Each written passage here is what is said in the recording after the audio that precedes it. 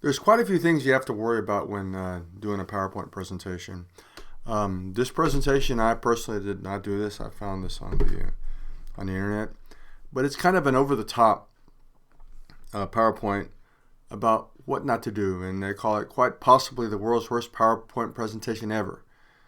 And there's a lot of important things when you're doing a PowerPoint. You have to be careful that you don't do, for example, a death by PowerPoint on your presentation. So let's go ahead and look at this. And it's a demonstration of what not to do when creating and using PowerPoint slideshows. And how to use this: watch the slideshow, gaze at the horrible examples of bad slide design and presentation, read the hints and tips slides that follow examples to avoid making similar mistakes. And I agree with about 90% of what's in this presentation. There's a few things I don't agree with, and I will discuss those later. What is wrong with this? Obviously, there's just way too much text. And what some people may be tempted to do is strictly to read it, to give your back to the audience and actually read what's on the PowerPoint. And your audience may be tempted to try and read it also as well. But it's just too much. Okay? So, too much text and font too small. Don't put large blocks of text in your presentation. Emphasize the main points. You're going to be elaborating or expounding on the main points. There's something called the 6x6 rule, which basically means no more than 6 words by 6 lines. Essentially, you're not going to write down or put down complete sentences. You're going to have sentence fragments, and you're going to elaborate on those fragments. Of course, use pictures. Some people like to use more pictures than others. And use a large font. What's wrong here? First off, for most people, this color combination is not something that you would like to see. It basically, this will be a garish color combination. Nothing wrong with the image. Also, look at the actual colors being used. And look at what they have to say about it. Bad color choices about loud, garish colors. Dark text on light background is best. You don't want text that fades into the background. And this is very important. This is avoid colorblind combinations. There is a certain percentage of the population that has varying degrees of color blindness. Red and green, blue and yellow.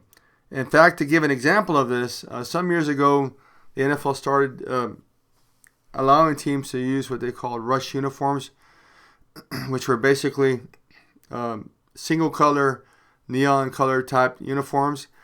And the problem they ran into, for example, in one game is one team was all red, essentially, and the other team was all green. So people that were colorblind had an extremely difficult time determining which was what team, because to them, red and green basically look the same. So be aware of that. You got to be aware of the small percentage of people that are colorblindness. By the way, colorblindness is usually mostly the male gender, for the most part. What is wrong here? There is too much bling going on, so to speak. Too many things flashing at you. In fact, I would say when you first see it, you wouldn't even really notice what it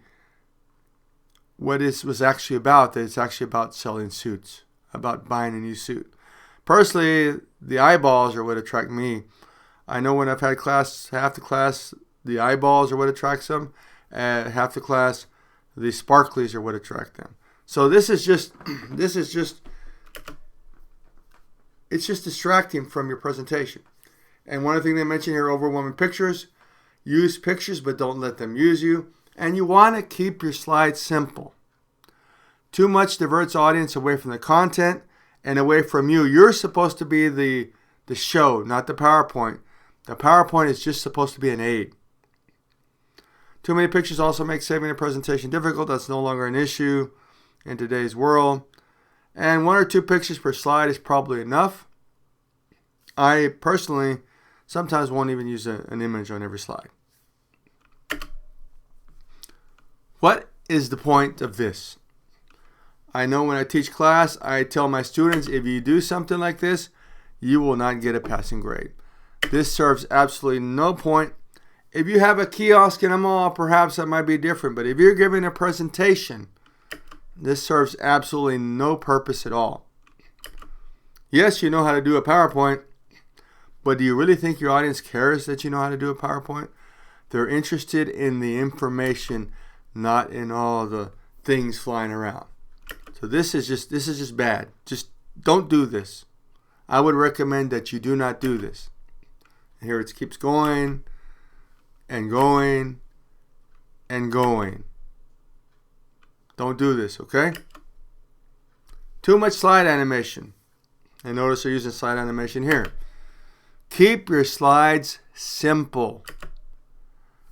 Slide transitions, animation schemes. Personally, I don't even agree with this. I don't even think you should really have transitions or animation schemes. Okay, so this is one part where I disagree. You do want to keep a certain style. And I will in another video show you how I do a PowerPoint. I actually make it rather simple. So don't change between styles. If you're using one style or one theme, you want to keep using that. And like I said, if it's too busy, it diverts audience attention away from the content, what you're trying to get across, and it diverts attention away from yourself as well, you as the presenter. File not found. Microsoft PowerPoint is unable to open the requested file. Disk is unformatted. What this basically means is that your PowerPoint has crashed. If that's the case, you should be able to do the PowerPoint without anything. Perhaps you might need a little small note card that has specific pieces of data or other information.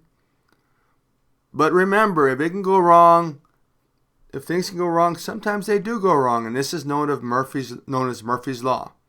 Okay? So be careful. And what I like to tell my students is, and I ask them, for example, what's your hobby? And one may say, playing games. So I tell them, you can tell me all about playing games, can't you? Or another one may have, for example, gardening. I tell them, you can tell me all about gardening. So the trick, besides being confident, the trick is to know your topic. If you know your topic, you can talk about it without anything, essentially. Okay? So you got to be prepared to do it without the PowerPoint. Also, it says talking about a backup of your presentation. Handouts. Only give handouts. I would say, do you think you should give handouts at the beginning or at the end? Perhaps not even give handouts. So let's say, for example, I have a handout and I give it to my audience at the beginning. What might they be doing while you're talking? Some people will go through the whole handout, go through the very back, and then they'll start doodling. Little stick figures, little I love yous. So that's just a distraction.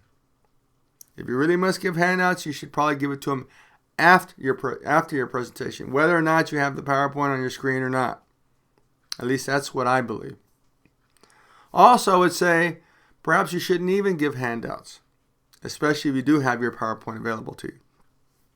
Perhaps you should just give a business card with all your pertinent information, your website, your email address, phone number. They're more likely to put that in their wallet or their purse, correct? Or maybe even just in their pocket. But if you give them this long handout, what are they likely to do? Get to the car, throw it in the back seat, forget about it, and a couple, 2-3 weeks later when they clean out the car, get it from the back seat and throw it in the trash. So I would even say you probably don't even want to give handouts. Talk to your audience, not the slides. Face them. Do not give your back to the audience. If you look back at the PowerPoint, look at it briefly to see where you are. Essentially, your PowerPoint is your set of note cards, both for you and your audience. It lets your audience know what's coming up, and it lets you know where you're at. So you're just going to briefly turn and look, perhaps to point, perhaps to an image. Perhaps you might have a piece of audio or video that you're talking about. By the way, if you use audio or video, make sure that it is extremely important. And don't just read what's on the board. Elaborate on what's on the board. Remember, you're the one giving this presentation. You're the one leading this discussion. Avoid apologizing for a presentation. If you screw up, avoid that. Be like a politician. Never admit that you did something wrong. How are they supposed to know that you did something wrong or said something or something went wrong with your presentation? Your audience doesn't have to know that. I give an example to my students often, or actually this actually happened in real life. I had a couple of students. First young lady went up and did her PowerPoint, and she did an excellent job. She was confident. She knew her material. The PowerPoint itself was probably formatted. She sat down. Another young lady came up, and even before she began, she said, well, I'm not going to do nearly as good as she did. She was really good. I'm not good at this. If you tell people you're not good at something, they're going to take you at your word for the most part, and then they're going to think you suck. Even if you end up doing well, you already colored their opinion by telling them that you're no good. Or during the PowerPoint saying, oh, I already messed up. Like in doing this voiceover, I screwed up. And you should never admit that, right? I coughed. I fumbled with a few words. But I'm just doing this in one take. But don't admit that. Be confident. Also, when you look at your audience, what was being recommended by some teachers in the past was, if you're nervous, look above your audience. Don't do that. Look briefly at your audience. Make eye contact. Don't stare them down, but make eye contact with as many people as you can. Imagine if you're looking at the wall, what they're going to think about you. Your head's up and you're not looking at them. They're not going to think very much about you, are they? Okay? So maintain eye contact. Be confident. Move around the room. Unless you're given a specific, for example, awards where you're stuck at a podium and there's not a lot of room. If you're giving a presentation, move around the room naturally. Use your hands. Move around. Be relaxed. Maintain eye contact. Okay? And then always leave time for questions and answers. Leave time for that. Check your grammar. There is no reason for you to have misspellings or grammar issues on your PowerPoint. And notice they give an example. A presentation is the worst time to see misspellings. You see that? People are going to think, oh, well, he didn't or she did not take enough time to get it right. Don't make too many slides. As I mentioned before, death by PowerPoint. If you have 60 slides and you only have 30 minutes to present, how the heck are you going to get all the information in? And then you've seen where people try and go through, so I have to go through the slides, I have to speed things up, and they're like going boom, boom, boom, boom, boom, boom. That serves no purpose, honestly. Okay? And that's often called death by PowerPoint. Remember, you only have your audience's attention for so long. When I give lectures, I try and stay at around 45 minutes or less. Once you get to an hour and beyond, you start losing your audience. In fact, I can actually see when I'm starting to lose my audience. After a while, you get used to it. You can see people's reaction. You can tell if they're sleepy. You can tell if they're bored. You can tell if they're interested. You can get, after a while, you get a good idea of what your audience is thinking. So be aware of that. Try and look at them. And for example, like personally, I'm not good at jokes. Don't do jokes if you're not good at it.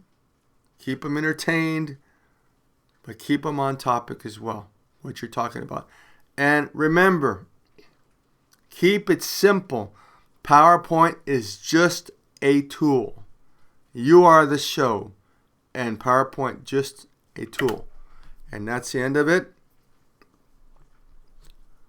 I'll have another video later on how to actually do a PowerPoint.